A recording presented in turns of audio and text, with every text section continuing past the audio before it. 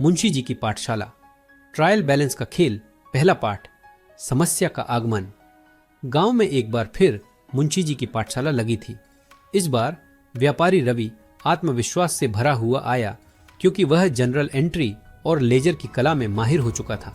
लेकिन रवि अब भी थोड़ा उलझा हुआ था।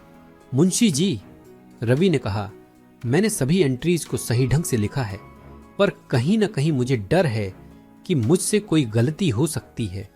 कैसे पक्का करूं कि मेरा हिसाब सही है? मुंशी जी मुस्कुराए। रवि, चिंता मत करो, इसी काम के लिए तो ट्रायल बैलेंस है। यह तुम्हारे लेन देन की सटीकता सुनिश्चित करेगा। पाठ, ट्रायल बैलेंस का परिचय। मुंशी जी ने कहा, रवि, ट्रायल बैलेंस एक साधन है जिससे हम यह जांचते हैं कि डेबिट और क्रेडिट में संतुलन है या नहीं। यह ठीक वैसा है जैसे तराजू में दोनों तरफ वजन रखकर तौला जाता है। अगर दोनों बराबर हैं तो तुम्हारा हिसाब सही है, और अगर बराबर नहीं हुए तो इसका मतलब तुम्हारी एंट्री में कहीं ना कहीं गलती है। रवि ने समझते हुए सिर हिलाया। तो ट्रायल बैलेंस से मैं अपनी गलती को तुरंत पकड़ सकता हूं। तीसरा पाठ, एक उदाहरण के जरिए समझें। मुंशी जी ने उदाहरण दिया, मान लो तुमने कुछ लेन देन किए। 5,000 का माल खरीदा, परचेज खाता डेबिट, सप्लायर खाता क्रेडिट। 3,000 की नकद बिक्री की, कैश खाता डेबिट, सेल्स खाता क्रेडिट। 2,000 का किराया दिया, रेंट खाता डेबिट, कैश खाता क्रेडिट। अब इन सभी एंट्रीज को लेजर में दर्ज करने के बाद हम इन्हें ट्रायल बैलेंस में लाएंगे।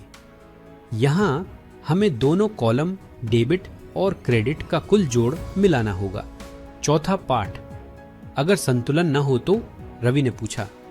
अगर डेबिट और क्रेडिट बराबर नहीं हुए तो?